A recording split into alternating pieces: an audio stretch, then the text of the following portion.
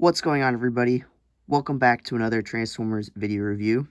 I am Edward the Collector, and today we're going to be taking a look at Transformers Studio Series, I can't remember the number, Megatron from Transformers 2007.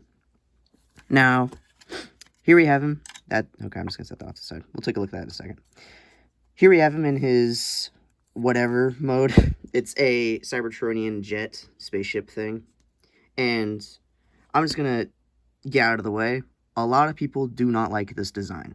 A lot of people actually just despise this design for Megatron and this jet mode and just hit the look of him.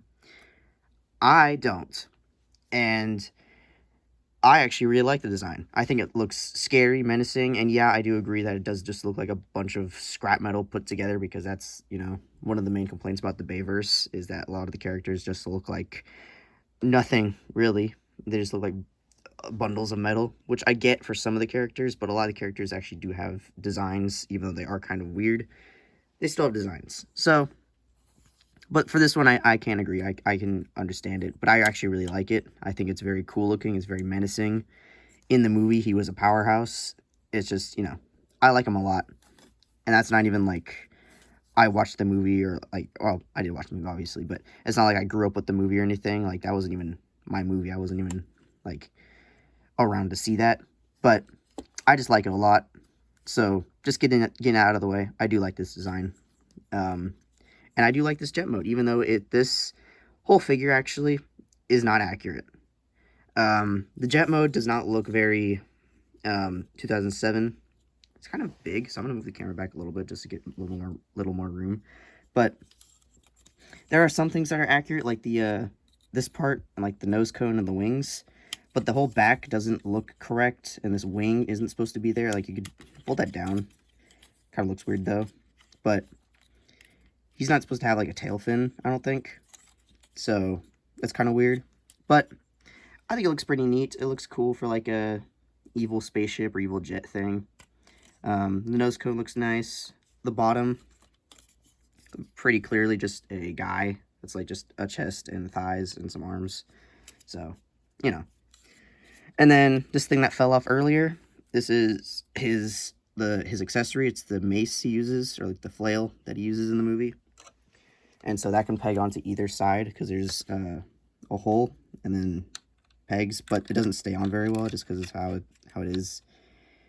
Because the pegs are actually very small, and the hole right there is just like a regular size 5mm port. So, but I think it looks cool. Nice looking jet mode, even though it's not accurate. I think it's pretty cool looking. So, for robot mode, we just get into that right now. For robot mode, what you're going to want to do is you're going to want to untab these pieces right there, and then untab the wings, and then fold them back like this, back like that. Untab the legs, and then fold up the little wings, or the tail fins, and fold back the legs, like so. And then you're going to want to come and fold up the wings. So you're going to bring it around, untab that part from that wing, fold that gray piece in, fold that up, fold that in, fold up the end part, and then fold it right there, and then right there. And then fold it down again, and then into the leg. So a lot to it, actually. Then plug in the tail fin and squeeze it together. And then fold up the heel and straighten out the toe, like that. And there's a leg.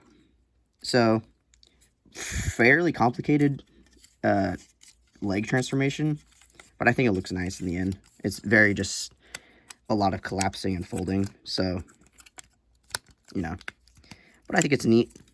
I kind of like when it just folds up very nicely. When figures do that, it's just kind of like a simple thing. Kind of complicated, but, simple in theory and in idea. But yeah, there's his legs. And then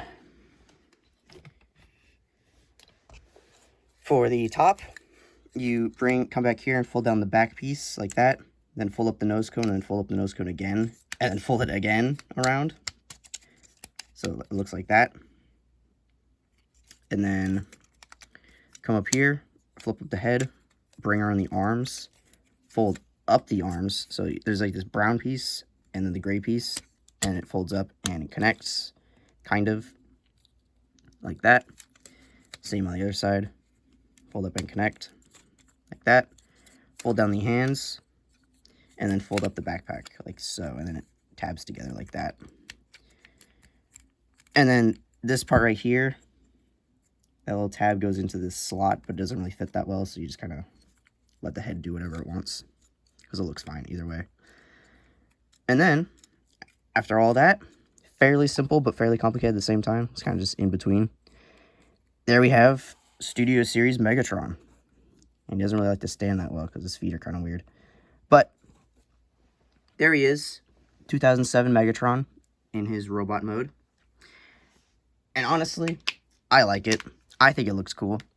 Only problem is this, the chest, isn't correct.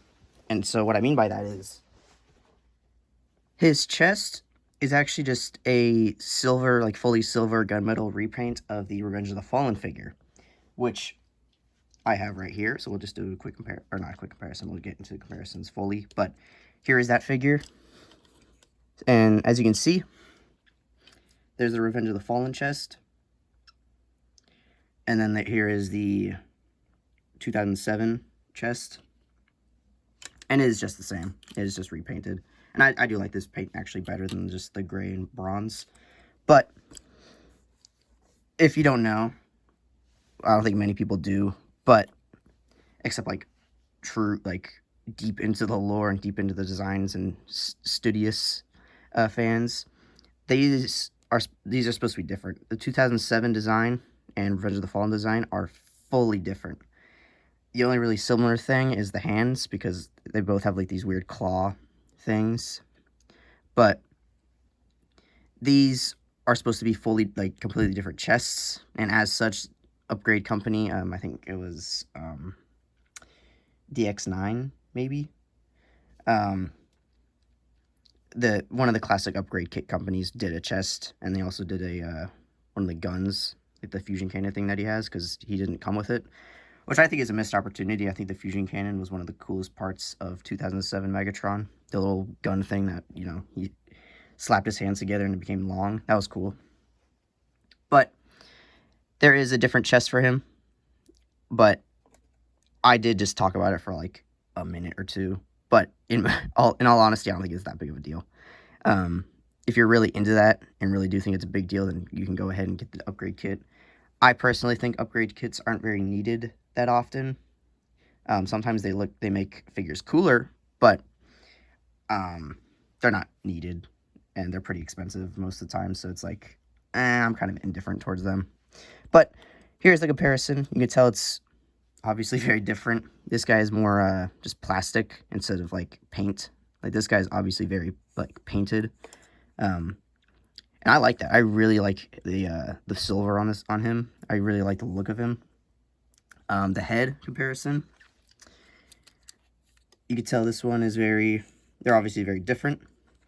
I like this one a lot. This one's, you know, I like them both. I like the 07 to 2011 head sculpt. So, for another comparison, here he is with Dark of the Moon Megatron. Studio Series as well. This figure's kind of a disappointment. But you can see the head differences. There's the original one. There's the second style, and then there's the third style, which is just a damaged version of that one. So, it's pretty cool. I like seeing them all together. Please stay on. That sucks, but just... There we go. So, yeah. There he is with all three. There he is with the two, and there's all three. There we go. He definitely looks the nicest, in my opinion, out of the three, just because the paint looks awesome.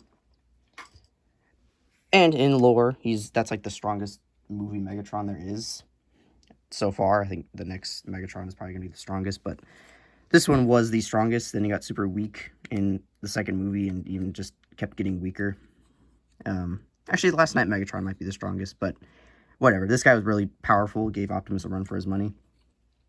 Now, I got into comparisons and stuff very quickly just because I wanted to talk about the chest. But for articulation, he has a ball joint and a hinge at the neck, so there's like some movement there.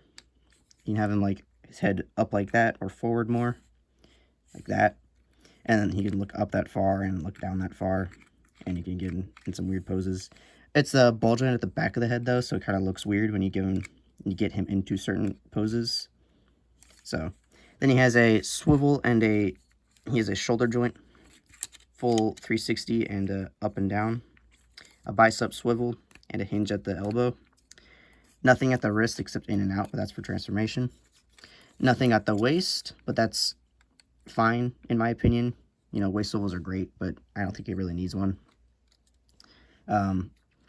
His legs can go out that far, and then they can go forward that far and back that far.